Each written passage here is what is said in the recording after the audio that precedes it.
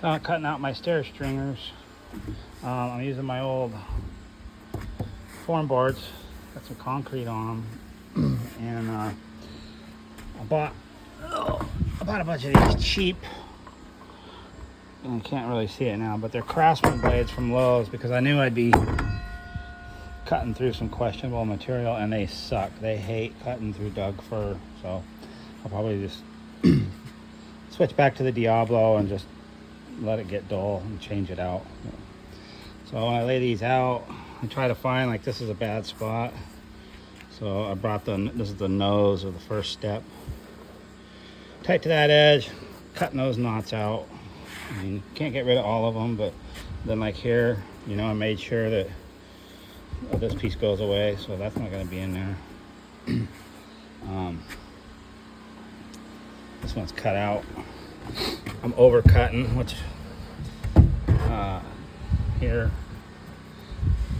I don't do that if that's going to be exposed, but these aren't going to be exposed. I'm going to completely wrap these stairs. I'm going to skirt the edges with really nice wood, inside and on the outside, so none of the stringer will be exposed. So I'm just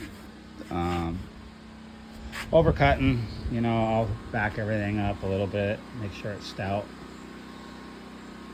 and yeah, that's what I'm doing. Building stairs. I use lots of squares to build stairs. I use all 1, 2, 3. The main one. I bought a new one because it has the letters that are white, or the numbers that are white, so it's easier for me to see them. The square I had, it was just kind of like this, you know. Yep.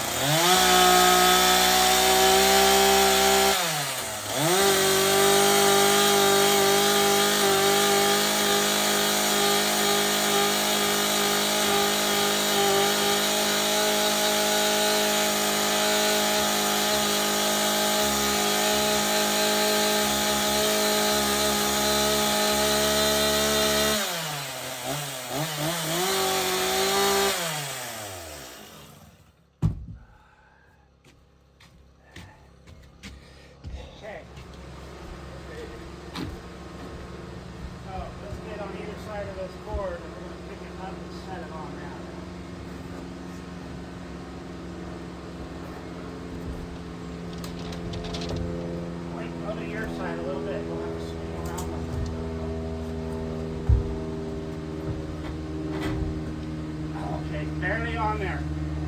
You can't slide it. Right.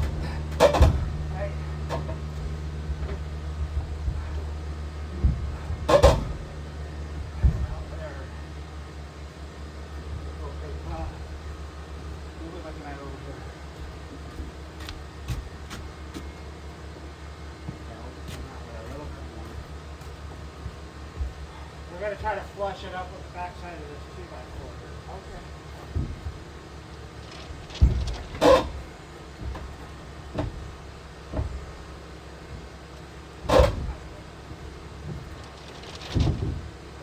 It's a little bit past. That's fine. Okay, so as that goes up, it might shift a little bit more. Well, what I gotta do is I gotta get something on here to keep that thing from falling off. So I'm gonna,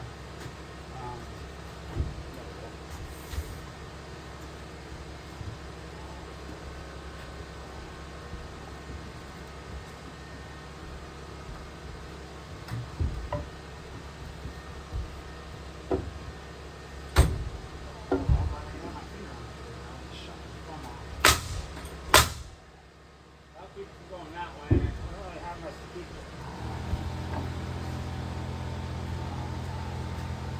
So I gotta put this on there.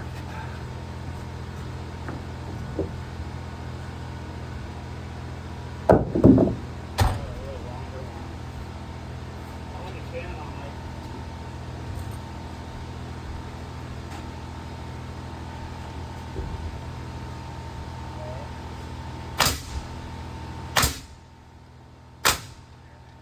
That'll just keep it. I got you. Rolling out while we're picking this end up. Okay. Me and Ryan are gonna freaking. I think we can get it high enough. Get the sawhorse out of the way. So listen, we're gonna lift it up and then you're gonna try to fish this thing in there.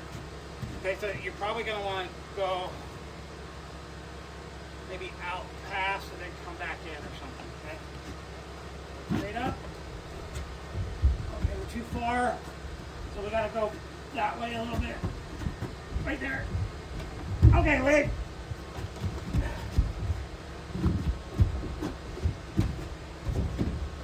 Watch your toes.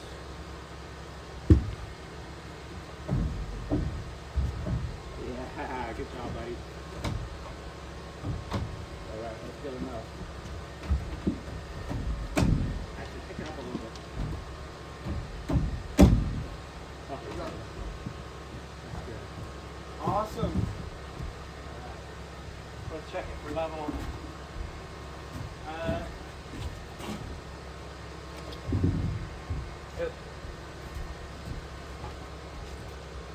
Look at that. Ah! Yeah? Awesome. Awesome. Good job, you guys.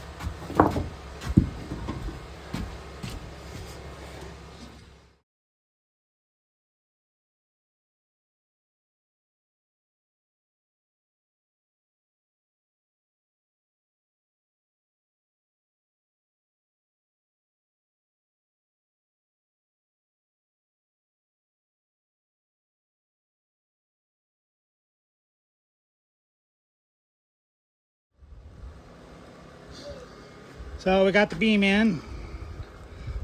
It came out pretty good. It's nice and level. Over here on this side,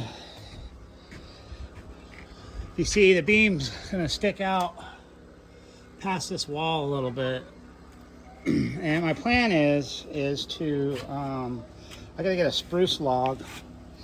And you see this little diagram I have here. I'm gonna cut it 90 degrees, notch it out, and then it's gonna just slide over here into this, and it'll catch this edge of the beam that's sticking out. I got a little sloppy on my notch. I did the notch with a chainsaw. I got a little sloppy, but you can't see it, and it'll work just fine. So I'm gonna run some timber locks down from the top plate into the beam. This thing's just sitting here right now. It's something that we had made prior to the installation. Got the stair stringers in. Generally you don't do this, but I wanted the stairs in when I'm running the second floor because I'm tired of going up and down the ladder. So I'm gonna put some temporary treads on all this.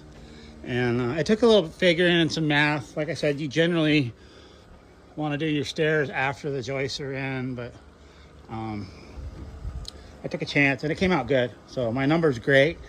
Once I get the BCIs in up here, it'll work out just fine.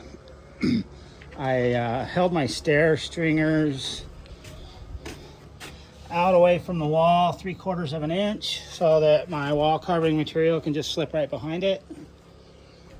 I did that all the way around. It's just, I don't know, easier than cutting around the stairs, I think. So yeah, everything's coming together pretty good. I'm starting to get the BCIs tipped up against the wall. I went through and plumb and line this wall really good, make it dead nuts, and then brace it off a lot because I'm going to stack these guys against it, and then once I get up there, I'll pull them, you know, across and be ready to roll them out. So things are looking good. We got a lot of rain last night, but it cleared up today, so that's pretty good. This is my my new ride. It was my Grandpa Paul's Suburban down in Kasilof. He passed away a few years ago, maybe 4 years ago now. So it's really nice. It's 96 four-wheel drive Suburban with only 134,000 original miles. My grandpa took really good care of all of his stuff, so this thing is it's a great rig. I'm glad I have it. The guys down in Kasilof quoted my grandma this ridiculously high price to fix it because it's from Kasilof, and grandpa used it to launch his boat a lot. It had a bunch of rust and undercarriage, so the brake lines were shot, calipers were shot, master cylinder was shot. I was able to do some of the work myself, and then I have a friend that owns a shop up in Talkeetna, and he gave me a bro deal on the stuff that I couldn't take care of myself. So I'm grateful for that. I'm grateful for this rig. Like, I love these Suburbans. They're so freaking comfortable. And yeah. Still smells like my grandpa inside of there. Kind of chokes me up a little bit, but he's a carpenter, and I try to be a carpenter. His name was Paul, and that's my middle name, so it's pretty cool. Yeah, the BCI is leaned up, and we're just plugging along. You know, the material pile is getting a little bit smaller. I got another package going to be dropped tomorrow, and they're going to take away that 20-foot beam. I'm not going to use it now. So they're going to take that 20-foot beam and then that real crappy BCI over there. They're going to take that back with them. They're going to drop off my package for, you know, we're adding on another 8 feet off this end here. So they're going to bring that material out. And I'll just auger some holes, do post and beam, do the extension, you know, and call it good. I'm a little worried about my pocket door headers, I guess I should say, while I'm on this little video thing here. So these are I have 2 pocket doors that are kind of in line, you know, and they're gonna carry the second floor. And I use this white wood 2x4s and made a C-channel with, you know, cripples. But once I get the BCIs on there and the floor on there, I'm gonna jump up and down on it. If it looks like there's any deflection here, I'll cut these headers out and I'll just put a solid header across all the way from the top of the trimmer to the bottom of the plate there. And I might end up just doing that anyways, because I just usually if I'm a little worried about something or nervous, there's a reason for it. So this white wood, as I call it, it's just framing material, and it's only designed for strength this way.